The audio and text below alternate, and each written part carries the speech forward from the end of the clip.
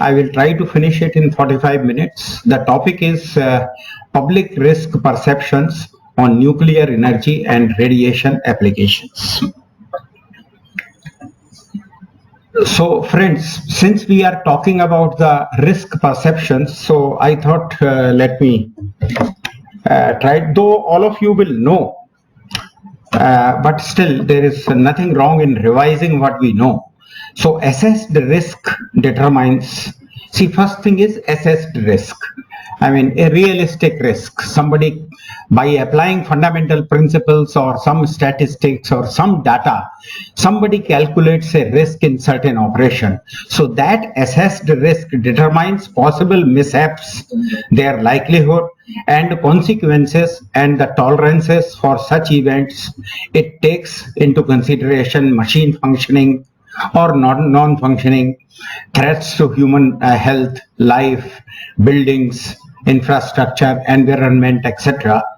And many a times this type of studies are put under the banner of probabilistic safety analysis, because that essentially determines that what is the probability that an accident of a particular type can occur in a particular operation. What is the probability? And which will definitely define the risk. Now, this is what an expert calculates. Okay, but then what is the public? Because public doesn't do any, a mathematics expert will always tell you 2 2 is 4. And the general public also will tell the same answer, 2 2 is 4. So there is no perception involved, except for some Hindi movie where they will say 2 and 2 is 5, not 4. But otherwise, general public perception and the experts' advice, they will match. But here there is a difference. Risk perception is the subjective judgment that people make about the characteristics and severity of a risk. Risk perceptions can differ from the real risks, I mean assessed risks, since they are affected by a wide range of factors. Now, risk events interact and individual psychological, social and other cultural factors in ways that either amplify the assessed risk, I mean the perceived risk is higher than the assessed risk, or sometimes it will attenuate the risk. So the perceived risk will be much lower as compared to the perceived risk, which in a pictorial manner I have tried to display here. What you see here, do you have a laser printer or shall I use here? Okay. So this is the assessed, the central line is the assessed risk, and this is amplified risk, and this is attenuated risk. Okay, I can give you the examples. Amplified risk, I think all of you, in fact, at least all of us, I can't say AERB, but all of us. That means people working or who have worked for DAE, they are victims of this. Okay, so whatever some expert will tell that in a reactor, what is the probability, how much radiation at 1.6 kilometers can come or is allowed to come, or AERB permits to come. But the public always thinks, there are certain people who have perceived that it is much more than that. So we are all victims of that. So this is an example where people say that why to wait for an accident? Every day, every hour, every second, radiation is coming out, leaking out of the nuclear reactor and causing cancer and other diseases in the people living in the neighborhood. Anyway, we will be discussing that. So this is an example of an amplified risk. Then there are attenuated risk.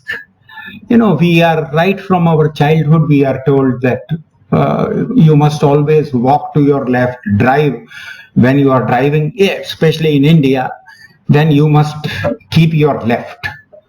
But there are many occasions, I mean, including me, though nowadays I don't drive, but I think all of us, all of you also, there will be occasions that you will take the risk. Are yahan se wahin to jana hai na.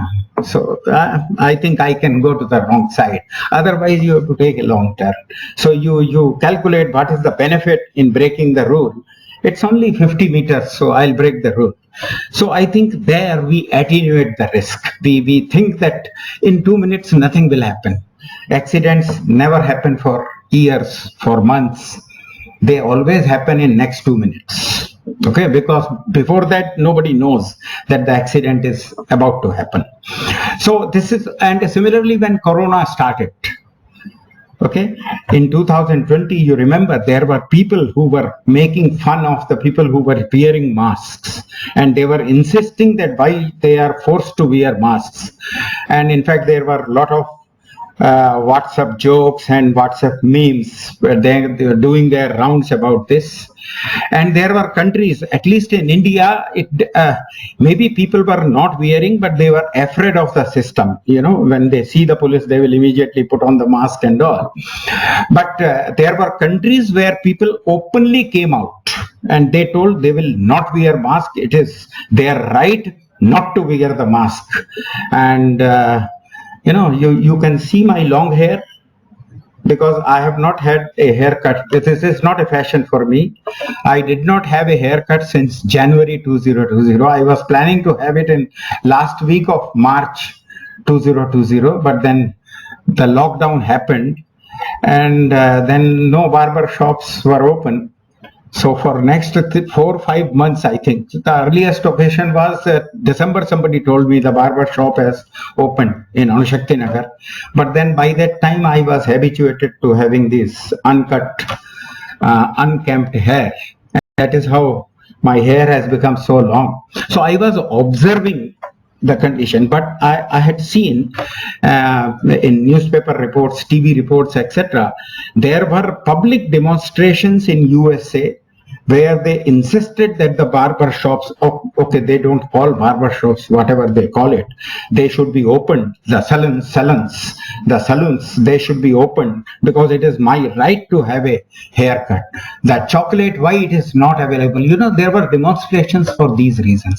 These are all the examples of attenuated risk, where there is a perceived risk.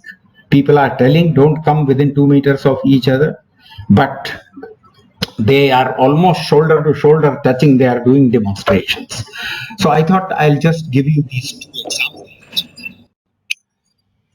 Now, amplification of perceived risk, the ripple effect. You know, what happens nowadays, you must have seen an advertisement in television. I think quite often it comes in between the news and serials, etc. It keeps coming where it's about a mother-in-law and daughter-in-law. So mother-in-law requests the daughter-in-law to bring a glass of water. It is in Hindi. Bahu jara ek gilas pani dena. And very faithfully, the lady brings a glass of water. But when she approaches her mother-in-law, she topples and the water falls on one of the hands of mother-in-law. She immediately says sorry, apologizes. Mother-in-law also says nothing wrong, but there were some guests in the house. These guests, they go out and create a ripple effect of information. So it is shown in that ad. The first lady tells, do you know that daughter-in-law of that lady, she put the water on her mother-in-law. Next, somebody told she brought a bucket of water and threw it on at the mother-in-law. The last in that series is that, do you know what that daughter-in-law did? She took hold of mother-in-law's head and put it in a tub of water. So this is what I think. This is the simplest definition I can give of ripple effect as far as information is concerned. Okay, so what happens that somebody doubts that something is wrong in the nuclear reactor. He comes and tells somebody, that somebody multiplies it by 10 and tells some other people, and then it goes to third mouth, fourth mouth, and by the time the establishment realizes there are masses And the news has reached the media also that there is a serious problem in the nuclear power plant or in the nuclear facility, or for that matter any other facility also. So this is what I have tried to describe. I will not read everything. Essentially this is what it means, and ultimately it leads to a ripple effect. Now again, we were victims of this ripple effect. This is what happened at Kudankulam in 2011-12 period. I think those who can recall, I recall very painfully because I had to station myself at Kudankulam, and later, since I could not enter the plant and also there was no use of being at Kudankulam, so I stationed myself at Kanyakumari for many weeks, trying to solve this problem. And why this happened? Because right at the first stage we could not arrest it. We did not put any dampening effect on that flow of information. So the problem was very simple, that NPCIL people, they were testing the safety relief valves there. So they pressurized the steams, and suppose X is the pressure, they will test up to 2x. I think those who are engineers, they will know it better. They will test it at 2x, and they will test that when exactly the safety valve ruptures, and when it ruptures, it makes a terrible sound. Okay, so every time this sound was making, I think the establishment, the NPCIL, did not take care of informing the villagers nearby that this is going to happen and this will be intermittent. So somebody else took advantage and created a ripple effect of information. He went and told this is only testing, so it is happening only once in a while. When the plant comes into actual operation, this will be the permanent feature. Now he gave a wrong information, but people believed it, since there was nobody to give them the correct information. And then I think then nothing could be done. We lost easily some 6 months, and not only 6 months, there was another ripple effect. Since 6 months nothing could happen, when they went for doing things, it took another 1.5 years. So we lost good 2 years. So I think it is the duty and of the people who are involved. I mean, from the establishment side, they have to take particular care that they take into consideration possibility of these ripple effects being created. So I think all the people who are youngsters here, even in AERB, anytime, something may happen. Somebody may tell something about AERB, and then a ripple effect, and you are done.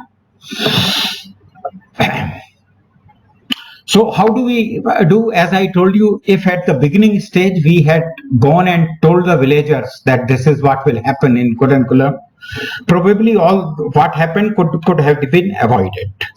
So how it is to be done? It is to be done by communicating the risk involved. The realistic information you try to give to the people and logically try to explain to them. Now in any kind of dispute or conflict management, the role of communication becomes very, very important, so as to reduce the vulnerability by closing the gap between scientifically assessed risk and the risk perceived. See in the previous diagram what I showed. So that gap you have to reduce. Okay, whether it is the dampened attenuated risk or it is the amplified risk, in both the cases you need to establish a dialogue with the people, and you have to tell them that this is the real risk, so don't think more than this, and similarly don't take it easy. There is a real risk involved. If you come closer than 2 meters, there is a risk involved. Scientifically explain to people. So in fact, good old in India nowadays, of course, every kid does management, but in India we have the age-old Chanakya Niti for conflict management, which is by using Sam, Dam, Dand, Bhed. I think I don't have to explain to any of you. All of you know this. And in DAE, also it is very important that all conflicts with the public we should resolve through a combination of these. Of course, we have to leave one of them done. It is not our job. It is not part of our mandate. Punishing people is not our mandate. So that the law enforcing agencies will do, but we making a good combination of communication and compensation. Now, compensation here is not bribing. Actually, it is to keep them happy, and compensation doesn't mean it is only in cash. You are distributing cash. No, it's not meant by that. You keep the people in good spirit. I'll be explaining that in another slide. You keep them satisfied, somehow satisfied. Of course, it is impossible to keep satisfied everyone around your plant, but majority of the people you can keep them satisfied by providing them good houses, good location. If you have relocated them, give them a comfortable place and take care of few jobs in their families. This is how you can maintain a good relation with them, and then a very good communication. So you make a strategy of the combination of communication and compensation, then these conflicts can be avoided. This is the slide I was talking. So the common man in the center you see is a common man. He is developing perceptions. Now, what are the reasons for developing the perceptions? And here what I mean is the negative perceptions about a project. I mean, I am being selfish in this slide. So I am establishing a nuclear power plant somewhere, and this is the common man there, and how perceptions are getting developed. First thing is he has fear of unknown or little known. Though I personally do not agree with this. I'll talk in another slide why I do not agree. But generally people say that since people do not know much about radiation, or they know very little about radiation, so they are afraid of it. And then there are expectations, because when the project was opened, some politician or somebody must have announced that यहाँ nuclear power station आएगा, आप लोगों की जिंदगी बदल जाएगी. So you will have many jobs, you will have this, you will have good schools, this thing.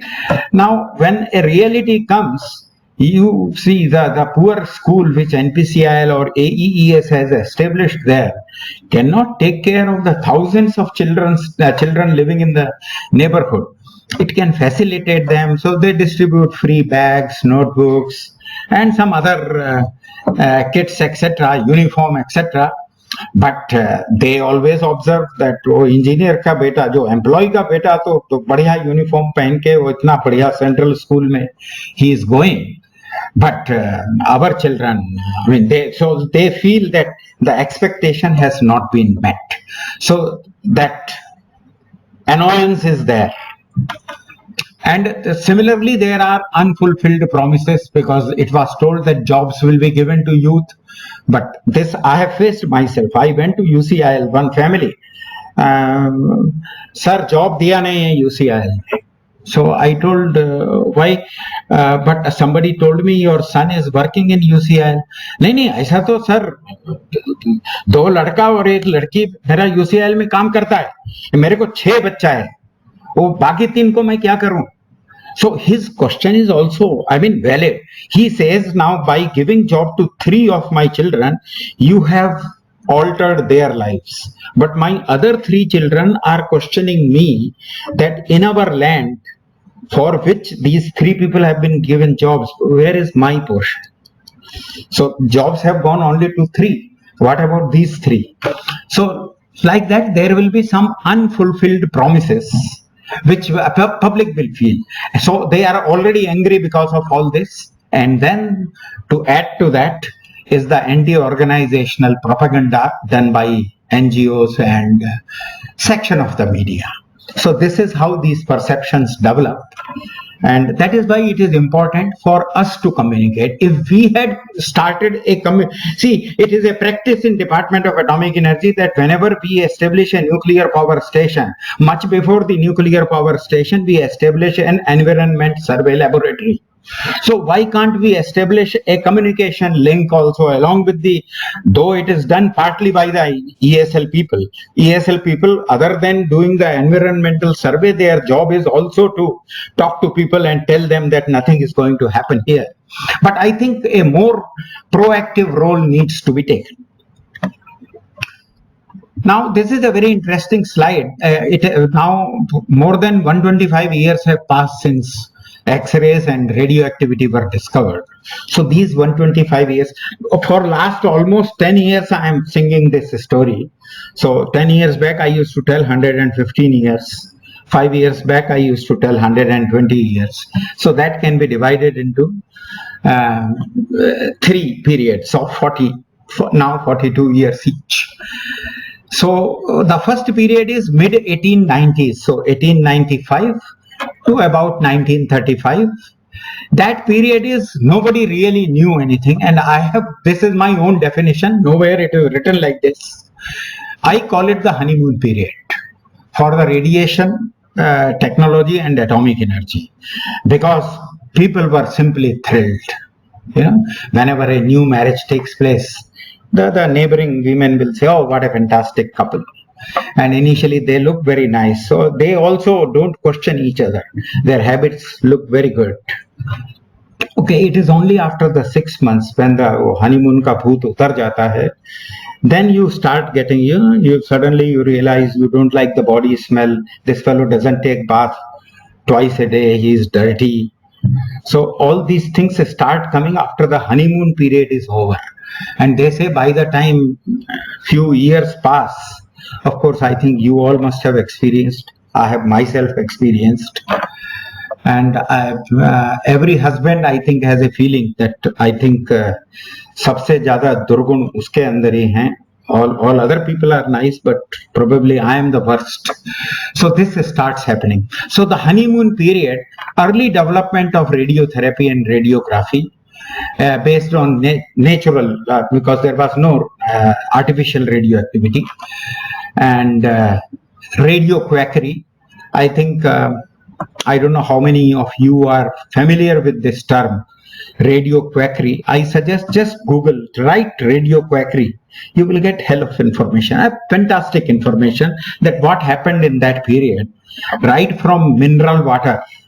Mineral water means bottled water. It doesn't mean mineral water. Bottled radioactive water was being sold. There were special earthen pots, जिसको हम लोग मटका बोलते हैं. In USA, they used to sell it in those days for $20. In 1920s, one matka was being sold for $20. It was a radioactive matka because it will slowly release radioactivity into water, and it was actually doing. And that radioactive water, people will think, and even in a medical journal, one statement had come that radiation probably cleans the cells, does a deep cleaning of the cells of the human body, and all the negative thoughts and negativity from the body is washed away by the radiation. And a person becomes very fresh, not only bodily, but even mentally he becomes very fresh. So this was the feeling. So a lot of radioactive quackery was occurring. I think it will take another 1 hour lecture to describe it fully. Then started late 1930s or mid 1930s to 1970s, the actually fission was discovered. Neutron, deuterium, fission, and then Hiroshima and Nagasaki happened. And so there were mixed feelings. On one side, there were promises that it will be difficult to meter the electricity generated by nuclear power. And then, of course, it can be used for curing cancer, many diseases. That was there, but then there was an example that it has killed so many people in Hiroshima and Nagasaki. So there was total confusion and conflicts in this. And then, of course, from 1960s, the growth of nuclear power, however negative was the environment, but in parts of the world, especially Europe and USA, nuclear power grew. And so these were the mixed feelings. So growth of nuclear power was occurring, but opposition to nuclear power was also there. Then late 1970 onwards, growth of non-power applications actually started happening in a big way since 1970s, and inevitability of nuclear power and safety concerns, but then three accidents, then international cooperation in regulation and safety, climate change and role of nuclear power in its mitigation, intermittent slowdown and growth after every accident, there will be breaks on the growth. After 10 years of that accident, again there will be renaissance of nuclear power. So that cycle is going on. But in general, if you see, you go and talk to the general public, even in India, there I have seen that, while you are going in the flight, you're going in the train, you tell somebody that I come from BARC or from Department of Atomic Energy, they are proud of you, but they are suspicious of your activities, what you do there. Okay, and they feel we are very proud of what you are doing, but we think it is not very safe what you are doing. It involves a lot of risk. So public perception is against the use of nuclear energy when all the scientific experts have declared how safe it really is. The problem is huge difference between scientific facts and an exaggerated public perception of the risks. So again, going back to my first slide, this is the assessed risk. I think orders of magnitude higher is the. I had seen a very interesting cartoon. In USA, there was some demonstration against the nuclear power, particularly against the nuclear waste. So one lady, grand old lady, she asks, "What did you say? This waste will remain for billions of years or millions of years?" Then that expert told, "No, madam, I said millions of years." Oh, I am relieved. I thought it is for billions of years. As if that billions and millions makes a difference to her. She is going to live not more than 100 years. But she is concerned whether this effect is for millions of years or billions of years. So this perception, multi-order, because there is a difference between the perceived risk, between the assessed risk and the perceived risk. And by communication only we can reduce this gap. So what do we do? Communications. When it comes to communication, naturally some questions come to us. Why should we communicate? I think I discussed enough about that. Why we should communicate? It is basically to reduce the gap between the actual risk and the perceived risk. When should we communicate? To whom should we communicate? Should we communicate with the illiterates? Should we communicate only with the graduates, postgraduates, or professionals? Common public we should not bother about. I mean, these are the questions which come. What should we communicate? What should we tell? Am I going to tell the four-factor formula to all these people? So these considerations have to be there, that what I am supposed to communicate. And then question comes ultimately how to communicate. You give same piece of information to two gentlemen and ask them to go and communicate. They will do it differently. Their content is same. Maybe the same PPT you give to both of them. They will use the same PPT, but their communication skills will be different. So they will do a different job. So there has to be some answer to the question, how to communicate. Let us find answers to some of these questions. When to communicate? I think again we have a fantastic doha, which I had told at the time of curriculum in a meeting chaired by late Shri Banerjee. He told, "Arey Malhotra, bolo tum ye problem hua kyun hai?" And I told, "Sir, in childhood I had studied a doha. Dukh mein sumiran sab kare, sukh mein kare na koi. Jo sukh mein sumiran kare, to dukh kahe ko hoye." Essentially, it means that you must communicate in your happier times. Don't wait for the crisis to happen. That when the crisis happens, I will tell people everything is safe. They are not going to listen to you when the crisis is there. So you should tell when nothing wrong was there, when people were in a better mood to believe you, to trust you. That is the right time to communicate with them. With whom to communicate? This is a very complicated answer. Here I have divided the entire population into four groups. You put on x-axis knowledge of the people about that particular technology. So let us say if we are establishing a nuclear power station, knowledge about what happens in a nuclear power station, what are different kinds of radiations, what may happen, may not happen, all that type of knowledge you put on x-axis, and on y-axis you put level of participation. See, knowing is one thing, but the fellow may be knowing everything but may not be speaking to anybody. But a fellow who may be knowing a little lesser may be speaking a lot. So that level of participation or level of activity of that individual. If you do this, then four groups easily form: low, low, low, high, high, high, high, low. So first group is low knowledge, low activity. That is the general population. They will be very sleepy. When your project starts, they neither have the knowledge, nor most of them, they are not even bothered what is happening. They only feel good. Okay, something is going to come, a flyover is going to come. Okay, some more electricity we will get, better schools will be there, some jobs will be generated. Other than that, they are not bothered. So normally they fall into this group. Until a controversy happens, most of the majority of the people will be in this low group. Then in that same locality, we are also there. The project proponents, those who are indulging in the project, they have the knowledge. But as far as communicating it with the people, the activity is zero, practically zero. We are not communicating with them.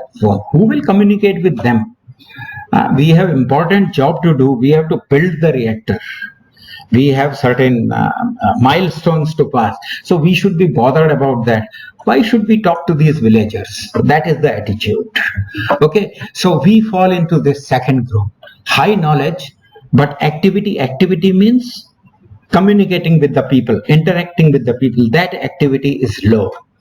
Then there is high group. Active publics. There are some people in the public who are very active and they are knowledgeable also, but they will purposely hide this knowledge. They will use that knowledge to make people afraid. Okay, so they are some NGOs, the so-called environmental experts, and then other environmental groups and sections of media. They will be very active. They will, whether they have the knowledge or not, but they will be very active. And then there is the fourth group, low knowledge but high activity, the fourth group. That is called as the aroused publics. This is what happened at Kudankulam at that time. Majority of the people from that green, they came to this brick red color, if I can call it as brick red color. So from inactive publics, they got excited to aroused publics. Why it happened, I will explain to you. Since we were not interacting, the group of the project proponents, they refused to communicate with them in time. So the other communication channels got established, and as I have tried to depict here, that this group established a contact with these guys, inactive publics, which example I gave you, that right now, since testing it is intermittent, this problem of whistling will be permanent once the plant is operated, though actual information is exactly opposite of this. So they communicate with them and excite them. Okay, so this is what happens. Actually, our job should have been that we should have communicated with them and we should have kept them here. We should not have allowed them to become excited. Okay, even after they have got excited, now we are going them. It is a very difficult task. This arrow, it's a very difficult task. Once they are excited, you have lost all the trust. At that time, you go and tell them anything, they are not going to believe you. Okay, so I think for the matter of the crux is that usually we feel certain people, see, for example, the housewives. Now, typically the nuclear power plants are established in remote localities. So it is a village, rural kind of atmosphere. So housewives most of them will be illiterate. Even the men out of the menfolk, 50% of them might be illiterate. So you feel, why should you talk to them? What you are going to talk, whether they are going to understand and appreciate. So why should you talk? This is the mistake we often commit. So I am again and again stressing on that point, that we must establish communication with them, and we should explain them to their knowledge. I was talking about the PSA, the probabilistic safety analysis. This happened with me. I will not name the person involved. A gentleman working in BRC, very senior than me. I took him for a public awareness program, and I was told he has done fantastic work on this probabilistic safety analysis. So you take him, he will deliver a fantastic lecture. So I took him. He gave a good lecture. It was a nice communication. But you know, the media guys will come. They said, I'm not interested in your lecture. Sir, you please tell me, you are building it was at a nuclear power site. So he asked him, sir, you are building this nuclear power site, already the dome is there in place. You tell me, is there a finite probability of this dome coming down? Or is it zero probability? Now he is a statistics guy. So he cannot say it is zero probability. So he said, no, I cannot say, since I work in this field, it will be against my ethics. So I will not say it is zero. The probability of the dome coming down at any given moment is not zero. There is a finite probability. Then he said, how much? He was an expert. So that number, of course, an arbitrary number I am telling you. For example, probably he told 1.0673 into 10 to the power of minus 7. He tried to note down, the journalist tried to note down. Next day, that number never appeared in the newspaper.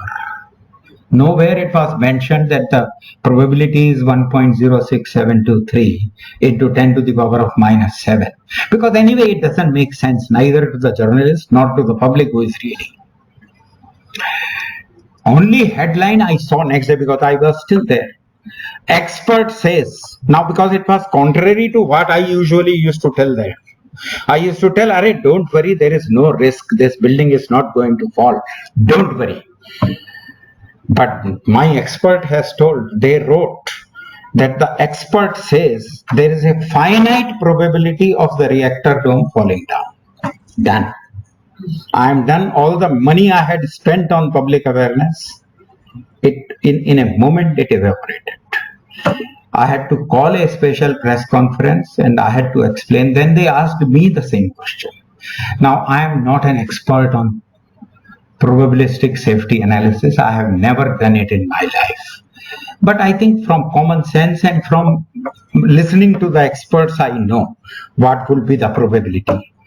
But then I know that if I tell that number, it is going to be of no use. So same question he asked, okay, you feel we have wrongly quoted that fellow. You tell what is the answer. Sir, please tell us that reactor dome, what is the probability of falling down? Naturally, I had to think instantaneously, and I was sitting in a hall like this. And I immediately, promptly, I told him that probability is much lesser as compared to this building falling down right now. The reason is that this building has been designed with different design parameters. This building, if you see, there are columns and beams. In between, there are only bricks.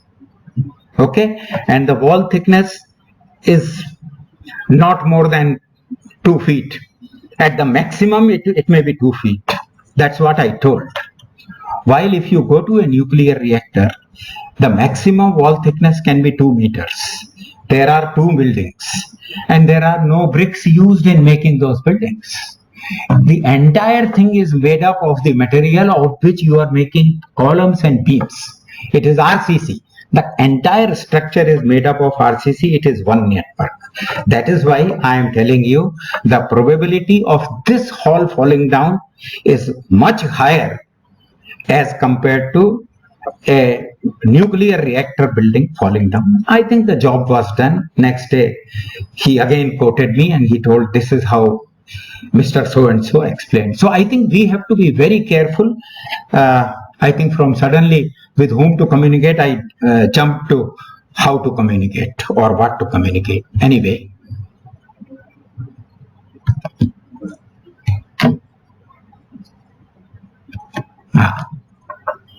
So now the question, what and how to communicate. So here actually, if you just see the record of parliamentary questions which have been asked in the parliament about nuclear energy, I think volumes can be made. Thousands and thousands of questions may be there. But I think all those questions, if you categorize them, they boil down to less than 10 questions. Actually, वही question है, थोड़ी language बदल के आता है. So why nuclear power at all? People feel, especially nowadays when renewable rates have come down, is nuclear power safe? So safety concerns. What about the radiation and the radioactivity continuously? I think I already mentioned that you don't have to wait for an accident. Continuously it is leaking out. Then is it not too costly? Though it has nothing to do with risk. The first one and this point has nothing to do with risk. Why are you going crazy with nuclear power? Again, it is connected with the first point. Why nuclear power at all? So, and then what about the long-lived, highly radioactive and hazardous nuclear waste? Then the hot water thrown back into the sea or the reservoir adversely affects the aquatic life and livelihood of the fishermen. Then nuclear power plant negates right to life. Nowadays people are very conscious of their constitutional rights. So there is a right to life under Article 21 of the Constitution. I mean, people have come to know. And so these are the things. So naturally, this is what you should communicate. You should talk about these topics. I think I'll give you some examples. I'm shooting the time. How much time? 10 minutes. Okay, I'll finish. So for example, a question: is nuclear power safe? I'm taking only the issues which are connected with risks. Is nuclear power safe? Now, before you reply, they know it all. They say, after all, so many accidents have already happened. So how can you say it is safe? Now, here I fail to understand, by the way, how many are required to make so many. They say so many accidents have happened. So normally I ask them that how many accidents it takes to call it so many. नहीं बहुत हुआ है, number बोलो. Then they are able to predict. They say if it has already happened in Japan, such an advanced country, next one will certainly happen in India. Now it may be, I was trying to analyze why people feel like that कि Japan में हो गया तो India में जरूर होगा. Probably it is because of that complex or that syndrome. In our pockets we are carrying a pen made in Japan. We very proudly tell it's not an Indian pen, it's a Japanese pen. The washing machine in the house is of Toshiba. The TV is of Sony. So maybe it is that syndrome that we believe that only Japanese goods are good, and because Japanese goods are good, since they are made by Japanese people, so Japanese people are also more capable than us. So I mean, I fail to understand the reason. Why should people tell me that since Germany is closing down their nuclear power plants, India should also close down? Now, answer to that is, see, there is a Paul Scherrer. I think AERB people will definitely know about this institute. Paul Scherrer Institute in Switzerland. They are the official record keepers of accidents as defined by them. They say an accident means minimum 5 people should die. Then only we will call it an accident. Okay, so they have in 2014, I don't know, nowadays I am not that prompt in literature survey.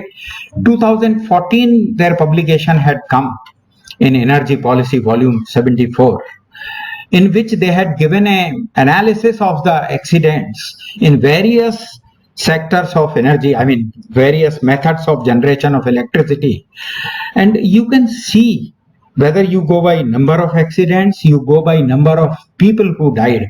I think I'm not going to repeat. Of course, there are some anomalies in that. For example, in nuclear, they have written only one accident and they have written only 31 fatalities. If I was the author of this report, and I was writing it today, I will say 3 accidents have happened. But since this report was written in 2000, it is reporting up to 2008. So they did not report Fukushima. I mean, that is one reason, because it had not happened. Second reason is that both in Fukushima as well as in 3 Miles Island, nobody died. So it doesn't fit into their definition. So probably by their definition, they are right. They have written only one accident. But anyway, if I was the author, I would write 3 accidents have happened. Number of people, they have written 31. They died on the day of the accident, plus another, now that number also varies, maybe 28, 24, 30, another, some similar number who died in the next 3-4 months because of the radiation burns and all. So, but anyway, see, I say this 31, you make it 300, then compare. Even then, this is a very low number. So I think these are the data which should be told to the people. And of course, I am not going to seriously describe this. All of you are better experts. So the first one is Japan and India comparative seismic hazard. I only say, I mean, I am not going to go too technical. See, all the nuclear power plants in Japan are located in that reddish area, which is high seismic activity, while in India, except Narora also is not in a red zone. I mean, that way, very high. It's not in the seismic zone 5. It is only in seismic zone 3-4 boundary. Maybe some people say it is 4. Okay. But other than Narora, all our plants are in zone 2 and 3. Okay. Most of them are in fact in zone 2. Similarly, the tsunamigenic locality, now entire Japan, parallel to it, less than 50 kilometers away, a major fault is running, 50 kilometers away from Japan mainland. In India, the nearest fault line is about 1,000 kilometers away. Beyond Karachi. So, and all directions you can say, I think I'm not going to explain that. Okay. But people still felt that Japan mein ho gaya to yahan zarur hoga. Now there is a question, what about the radiation and the radioactivity continuously leaking from the nuclear power plants, uranium mines and processing plants? So stories, there are a lot of stories of sufferings of the neighborhood villages. I think you Google the information, you will get, in fact, the Google will tell you more than 900,000 people died at Chernobyl. Okay, so all sorts of informations are there. Now, some examples I am giving you. People in the neighborhood of nuclear power plants and nuclear facilities are suffering from cancer. There is a declaration. The media also tells there is more cancer. I think if some of you remember in 2014, 7th September 2014, a Sunday, you can check the calendar. On Times of India, the front line on the top of the newspaper, the first front line was 70% deaths in DAE hub due to cancer. That was the headline. It was based on an RTI information extracted from CAO of BARC. There was some mistake in providing the data, because this data was including family members and retired people. So CHS beneficiary, whoever got cancer, everybody was counted. And that data was given, which contained data of 4-year-old to 85-year-old people. Okay. So anyway, there was some mistake from our part in giving the data, but whatever was the data, using that data, some horrible calculation was done. And 70% deaths in the DAE hub were ascribed to radiation. To cancer, which naturally happened because of people are working with radiation.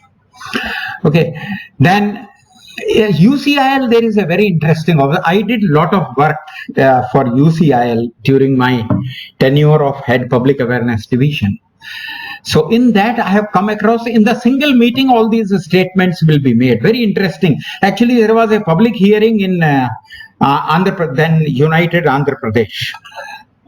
So some of the questions I am repeating here. So one group came, these are various NGOs from that area. So one NGO came.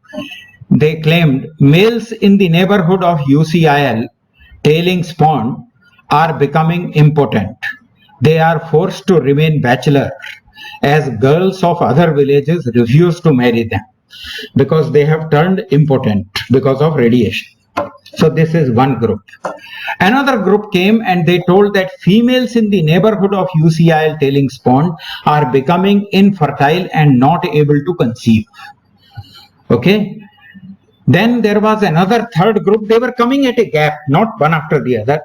In between, some other people will come. So frequent abortions in villages are happening near the tailings pond. And last one, many genetically deformed children are born in these villages. My comment is, if all this is happening, you put them together. So males have become impotent, females have become infertile, still they are conceiving and they are aborting. And even after abortion, there are births taking place, and most of these births are genetically deformed children. And when I actually visited the villages, suddenly I went without any pre-notice. When I went there, I saw perfectly healthy children from 6 months to 6 years or 10 years, 12 years, happily playing around in the village. And when I told them, where are those genetically deformed children? Oh साहब ऐसा नहीं, आप तो एकदम आ गया ना, पहला बताना है हमको, व्यवस्था करना पड़ता है. So we have to make arrangements for. I said क्यों, what व्यवस्था? नहीं, वो सब यहाँ नहीं रहता है ना साहब, आप बोलेंगे, थोड़ा खर्चा पानी देंगे तो हम वो सब आसपास का विलेज से, हमको मालूम है कहाँ कहाँ ऐसा बच्चा लोग है, उनको लेके आता है, सबका घर में एक एक रख देता है, वो आपको खर्चा देना पड़ेगा, फिर हम करेंगे. So then the whole story was out to me. But always it is not a negative story, though I'm losing time. But I think I want to tell this story, the amusing experience at RAPS. This is fantastic experience. You will enjoy my story. The time was, I think, somewhere near 2000. Our RAPS 3 and 4 was to be dedicated to the nation. That was the occasion. So Chaturvedi Saab had arranged a fantastic function there. It was almost as if his daughter's marriage is taking place. He had made wonderful arrangements, and I was also one of the participants there. I was taken there. In fact, myself and Chaturvedi Saab, we traveled in the same train.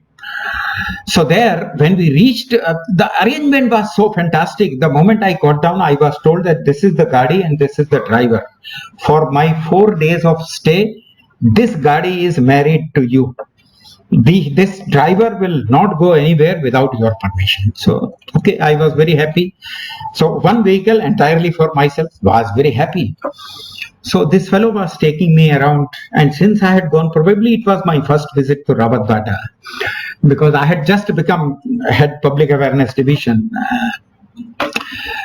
some time ago. So I was going around meeting people. So this driver, I thought, let me communicate. I have this habit, or I have this disease of communicating with people. So I started the conversation with the driver. I said, क्या भाई कहाँ के हो? यहीं Rawatbhata village के हैं साहब. अच्छा, ये यहाँ परमाणु संयंत्र लगा हुआ है, and this heavy water plant is there. So आपका क्या ख्याल है उसके बारे में? अरे सर, बहुत अच्छा हो गया, वो परमाणु संयंत्र का तो मालूम नहीं, हेवी वाटर प्लांट आने से हमारी जिंदगी बदल गई.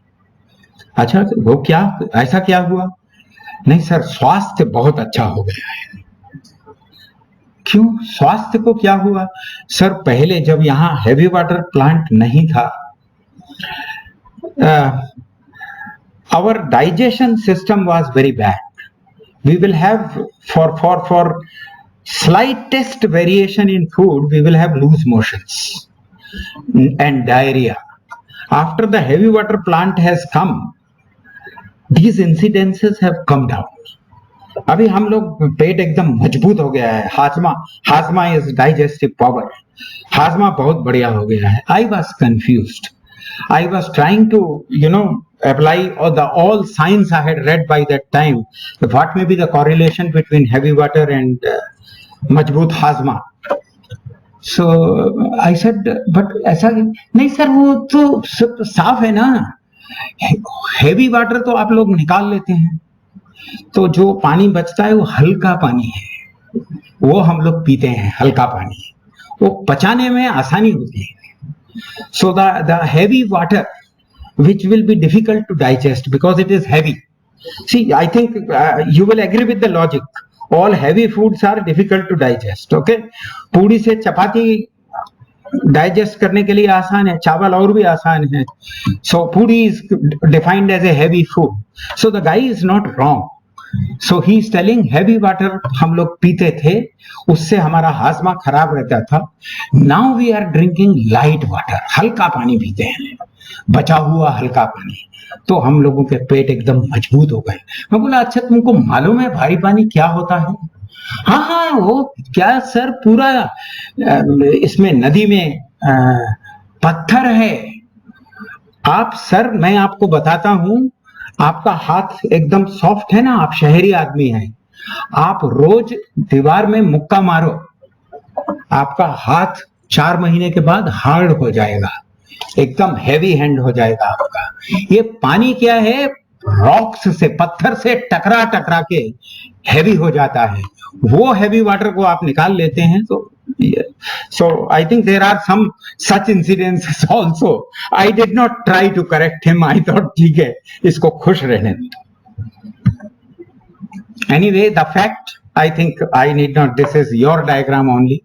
And from one, I have removed, see, every year I used to earlier change it. I am a little lethargic fellow. So what I did, 1 year's this result, I removed the year, and it's a typical diagram. I say this is the typical outages of radiation from nuclear power plants. I have removed the year.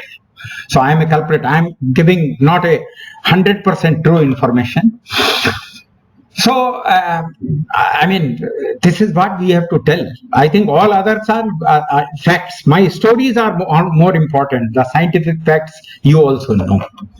Okay, so all surveys, etc. I mean, everybody knows, you also know, that there are no increased cancer incidences anywhere, not only in India, anywhere in the world. But here I must say one thing, nowadays it is not happening, but earlier it happened. I remember Tarapur had completed 30 years. Okay, so I think somewhere in 99 or 2000, I think in 2000, in the year 2000, there was a function at Tarapur to celebrate 3 decades of Tarapur, and I think they had at that time, recently in late 90s, they had refurbished Tarapur, so it was fresh 30-year-old reactor. So anyway, I remember suddenly that thing. I think I will not describe this, all of you know this. I have to rush. And in fact, people normally allege that because of nuclear power, some people may be dying. Here only I have to, this is all published report. I have given a reference below, that in the year 2010, when this paper was published in 2013, using data up to 2010, which told that up to 1.9 million lives have been saved by nuclear power, because otherwise they would have been lost due to the fossil power. Because if nuclear power was not there, that electricity would have been produced by fossil power, because at that time there was not much of renewable power. So, and it was also predicted that another 7 million lives will be saved in next 4 decades. That means up to 2050, because it was expected that a large number of fossil power based power stations will be replaced by nuclear power stations. So, what is even more starkly clear is that we should understand that this number is orders and orders of magnitude higher than what is people have died because of nuclear accidents. As I told you, in Chernobyl, even in the 10 years after Chernobyl, maybe 300 people might have died because of excess cancer. If we take that number as 300, it is nothing as compared to 1.9 million, or after that, I mean, up to 2050, if we save 7 million people. These are some double standards. Nuclear power is dangerous, but radioactive sand is good. I think all of you know about Guarapari. So, I mean, this is how I communicate to people, that people jolly well go to Guarapari as tourists and they bury themselves in the sand and very happy to receive that radiation, but not at all. They are ready to live even for one day near the nuclear power station. So some double standards. Then about radioactive waste, I think I will save some time. All of you know about radioactive waste. Only thing is that I normally tell, in addition to giving them scientific information, or sometimes if there is a paucity of time, I don't give the scientific information. I only give them 2-3 stories. I tell them these are developed by me only, these stories. And I tell them that, see, the question is high level radioactive waste versus carbon dioxide. So either you are going to produce electricity by burning carbon, or you are going to do so by nuclear fission. In nuclear fission, high level waste will be generated because we are doing closed cycle. So high level radioactive waste will be generated. So the comparison is whether high level radioactive waste is more hazardous or carbon dioxide is more hazardous. So I always tell people that there is a difference between the real hazard and a potential hazard. Okay, so example is, if a real hazard is kept away from you, you never face that hazard, then it does not remain a hazard. If you are isolated from a real hazard, you will never face that hazard. So the hazard, the probability of risk becomes almost zero. If you can ensure isolation, you will never face that hazard. While a simpler hazard, or in fact it may not be a hazard, but because of large exposure to something otherwise harmless, carbon dioxide is harmless. In fact, not only harmless, it is essential. We are all alive because there is carbon dioxide in the atmosphere. But then there is a limit up to which it should be there. Nature had designed. But we have only thing is we have surpassed that limit. Very high concentration of carbon dioxide. And since all this carbon dioxide, we are not isolated from it. It is surrounding us. It is around my nose. It is on the Earth's atmosphere. That is why I am exposed to a very great hazard of life becoming extinct on the Earth because of carbon dioxide. Probably life started because of carbon dioxide, but if we do not encourage nuclear power and renewables, probably life will end on the earth because of carbon dioxide. This is what I tell people. To give analogies, I give the story of, I think many of you might have heard these from me. I will tell one of them, lion versus mosquito. You ask people whether lion is more dangerous or mosquito. They will say mosquito. You know, we are trained. So I tell them, why are you telling mosquito? I'm agreeing with you. Because in this room, there is a probability of mosquitoes being there. If there is some stagnated water somewhere, or somehow one mosquito came, it must have, of course, more than one should come, so they must have multiplied. So, but there is no probability that under normal circumstances, no lion can come. So under the assumption that there is no lion in this hall, you are giving the answer that mosquito is more harmful. If I take you to a jungle at 12 o'clock midnight, will you say mosquito is more dangerous? You know, in the Gir forest, there is a likelihood of lion jumping any time on you. At that time, will you say mosquito is more dangerous?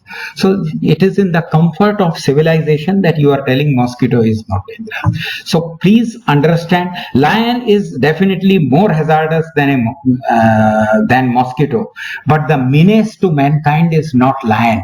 Government is spending money to save lion and kill mosquitoes. Government is having both the programs. They want to eradicate malaria by killing mosquitoes, and they want to multiply the number of lions by saving them, saving their extinction. So I think this is to be understood, and if you give these simple stories to people, they appreciate the risks better, risks or non-risks. I think this I will leave. It has nothing to do with safety. Germany is so I'm leaving this. Only thing is, of course, I'm tempted to tell, Germany is all alone in the entire world. Presently, Germany is the only country which is closing down its nuclear power stations, or has declared in this year. But still, there is lot of pressure on them. So many European countries, you must be reading reports. So many people are requesting them to take back this decision, because they are telling it will not do. I mean, in addition to doing harm to your country, it is going to affect the global atmosphere. Lot of debate is going on that. Now, I think I was told to talk about radiation application. 2 minutes more. So, risk perceptions about radiation applications. So, I think next lecture is about radiation societal applications. So, he will talk more. But I have just tabulated. We have applications in the field of healthcare, industry, food, R&D, maybe some more. These are last night I made this slide. Now, exposure levels in healthcare could be low to moderate, moderate to very high. In therapy, diagnosis, low to moderate, therapy, moderate to very high, and sterilization, nil to consumer. I mean, because of sterilization of medical products, consumer doesn't get any radiation. Acceptance, public acceptance. When my relative is suffering from cancer, I don't ask the doctor, but is not radiation injurious to health? I said, doctor साहब कुछ भी कीजिए, मेरे patient की जान बचाइए. So I think acceptance is 100%. Industry, low to moderate exposure levels are there, and it is a professional requirement. So generally, not many questions asked. The job has to be done. Food. Exposure is nil because of radiation. Processed food, there is no exposure to extra radiation, but acceptability is very low. It is my right to decide what to eat. How can you decide what to eat? Even today in USA, there are groups which are opposing pasteurized milk. In 2002, this process started. The American citizens were questioning American government and telling, what right has the government got to decide what milk to drink by us? We will decide what milk is to be. So even today there are some communities who encourage this natural milk. I think my daughter who lives in America, she has joined one such community. She says, I go to about 15 kilometers away and bring fresh milk from somewhere. So anyway, that is the fashion. AERB role is crucial both for regulation and for creating awareness about safety. See, nuclear power, I think, good or bad, NPCL guys, DAE guys, retired people like me, we can take care. So nuclear power, other than regulating, you don't have to do much. You don't have to campaign for nuclear power. Neither you do it. But I think when it comes to application of radiation, I think AERB has a very, very important role. In addition to regulating all this application of radiation, you have to create an awareness, because there the perceived risk is lower than the assessed risk. Few months back, I was taking private dental treatment, and without this thing, he will do some 5 minutes job on my tooth, and he will take one X-ray. First time when I saw that he is not wearing any apron. So he simply brought that X-ray machine, took my X-ray. I questioned him. I said, don't you have a lead apron? Hey sir. किधर है? Oh, अलमीरा में ऊपर रखा है. He took it out and showed it to me. I told, do you know I come from nuclear industry and my neighbors are Atomic Energy Regulatory Board. They are supposed to question you on this. नहीं sir, next time से ख्याल रखेगा. I think next 3-4 visits while doing treatment to me, he was wearing the apron at least. But I think after 3-4 visits, he stopped doing that. I think that awareness while dealing with radiation and radioactive products in societal applications, I think you are already doing a good job. Yesterday, thankfully, from Anand Pinjarkar, I got a big PPT from which I made one slide. Already lot of good work by AERB is being done in this direction. I have listed some of them. Public outreach seminars and webinars you are doing, lectures you are arranging. Even I have delivered, even today we are delivering. Earlier also I have delivered. Outreach events in different cities. Yes, there are a lot of pictures Anand supplied to me. Exhibition stalls. Now here I take some credit that particularly these activities, participation in exhibitions and arranging public awareness seminars in AERB, if I can take some credit, I think at least definitely I have played a catalytic role in AERB taking up these activities, because I remember up to 2005, though I was 2000 to 2005 I was head public awareness division and continued afterwards also, but in that period 2000 2005, I'm sorry to use that term, but for public awareness, at the most we will invite somebody from AERB to deliver a lecture. What is regulation? That's all. Otherwise, no public awareness. There was nothing done in AERB. 2005, slowly it started. But these three gentlemen whose faces I have shown here, so, Bajaj, Mr. Bharadwaj, and your present chairman, I think Bajaj Saab started this public, I think in his tenure, the public awareness in real sense, public outreach activity of AERB started. And under Dr. Bharadwaj, it actually bloomed. I could see that lot of videos and particularly in the societal applications of radiation, you have done a wonderful work teaching people, making videos and all. So I think continue that good work. You are doing a very good service. And ultimately, nowadays I end my lecture, whatever be the lecture, whatever be the title, my last slide is almost fixed. To conclude, let me quote a paragraph from the Supreme Court judgment delivered on May 6, 2013 in the multiple cases filed by many people for closing down nuclear, KNPP. The petitioner's contention that the establishment of nuclear power plant at Kudankulam will make an inroad into the right to life guaranteed under Article 20. Rather than reading, I'll tell you. So Supreme Court told that it is opposite to that. Actually, creating a nuclear power plant, establishing a nuclear power plant is supporting the support to life, because it is supporting life. Thank you very much. Sorry if I have overshot the time. Thank you.